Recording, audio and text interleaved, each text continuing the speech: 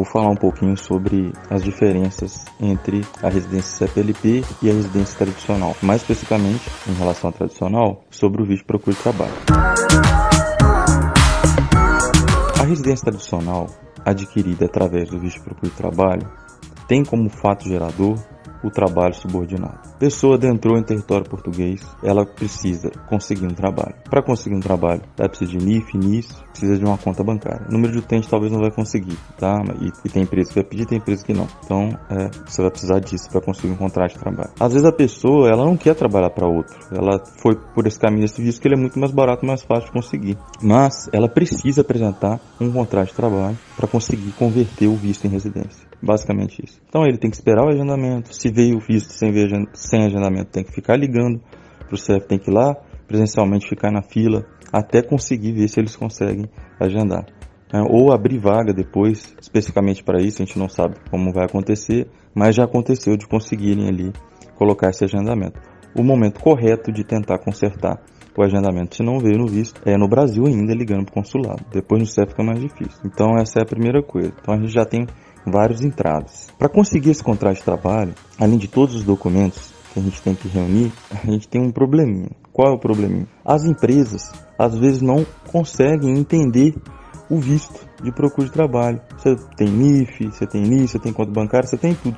Mas você não tem o quê? Você não tem a manifestação de interesse, aquela que faz na plataforma SAP. A manifestação de interesse que o aplicante de visto de procura de trabalho tem é aquela do IFP. E aí, isso gera um problemão, porque as empresas não sabem o que é isso, né? Algumas já estão se adequando, mas a grande maioria não sabe o que é. E aí você não vai fazer a manifestação de interesse. Você pode até embananar o seu processo. Então, quer dizer, isso aí gera uma dor de cabeça. Você tem que ir no CEP, pegar ali uma declaração do seu agendamento para demonstrar e, enfim, tentar convencer ele. E não só nas empresas, tá? Nós temos também o próprio IFP. Alguns já sabem, já estão se adequando, né, para cadastrar a pessoa em curso, cadastrar ela ali no banco de oportunidades, mas alguns nem até eles mesmos não sabem, então é um visto nulo. Então a gente tem um problema do que desse documento às vezes não ser tão conhecido, tá? Então isso aí também é uma situação.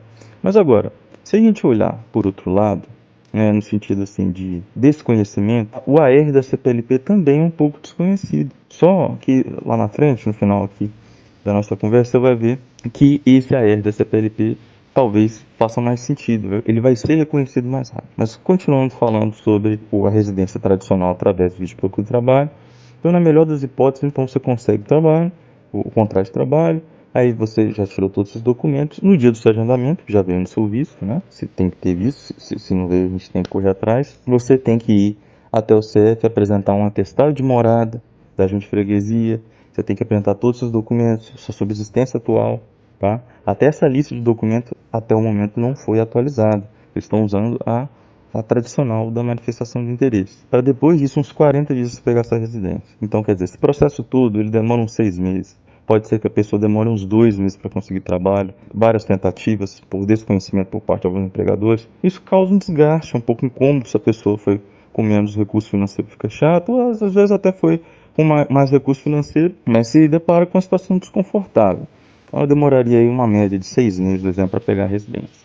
Sem falar que alguns trabalhos exigem residência. Então, muitas portas vão ser fechadas por faltar a residência. Mas, a gente tem ali uma vantagem em relação a toda essa via sacra. Qual é? Essa residência, é a tradicional, ela vale por 2 anos e depois ela vai ser renovada automaticamente por 3, tá?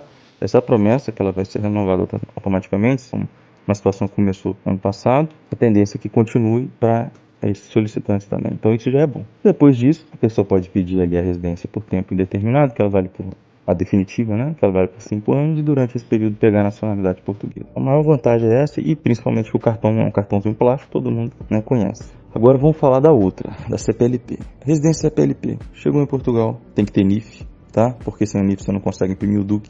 Você vai entrar na plataforma, preencher os dados, vai upar o arquivo com a foto do passaporte e do visto, imprimir o DUC, 48 horas você vai aguardar, vai pagar, em 72 horas você já é residente legal. Todo esse problema das empresas, pedir manifestação de interesse, de não aceitar, acabou. Teoricamente, né, teria acabado. Por quê? Porque você já é residente. Todo o objetivo, para toda essa confusão de arrumar visto e briga para lá e documento, é só para conseguir o que? Residente. Todo mundo, esse é o sonho de todo mundo. É o que? Ser residente.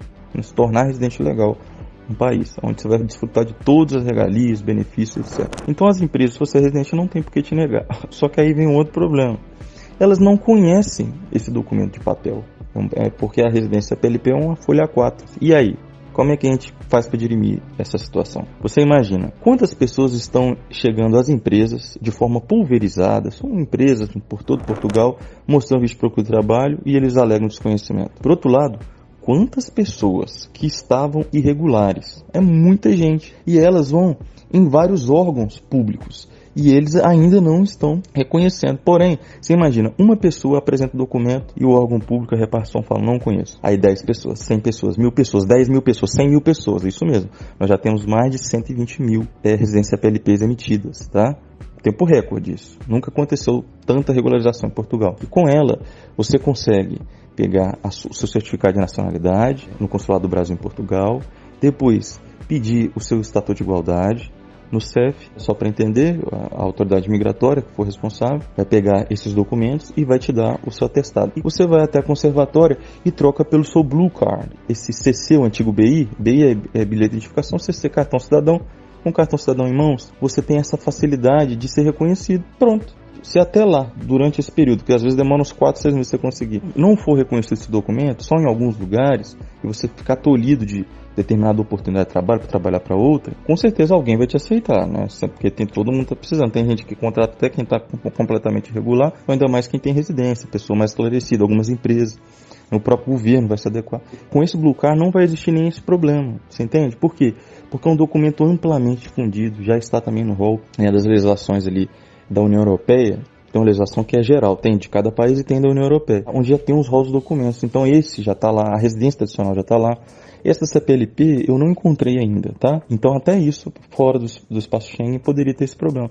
Mas, você convertendo ela com cartão cidadão, esse problema acaba, tá bom? Então, essas seriam as vantagens do CPLP e algumas observações. Quais são as desvantagens? Ela só vale por um ano, renovada por mais 2, você que tem que pedir, e depois mais 2 de novo. Para só depois poder tentar renovar por mais 5 anos, né, que seria a definitiva, e durante esse período pegar a sua nacionalidade. E se renovar, a gente não sabe como vai ser. O que você vai ter que comprovar, se vai dar para fazer online, se vai ter que ir presencial.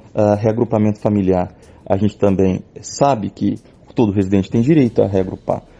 Talvez vai existir uma facilitação para reagrupar online, mas a gente não tem também notícias se e quando vai acontecer. Então, assim, quanto o próprio CEF, é mais tranquilo ali a gente entender para que vai valer e para que não vai.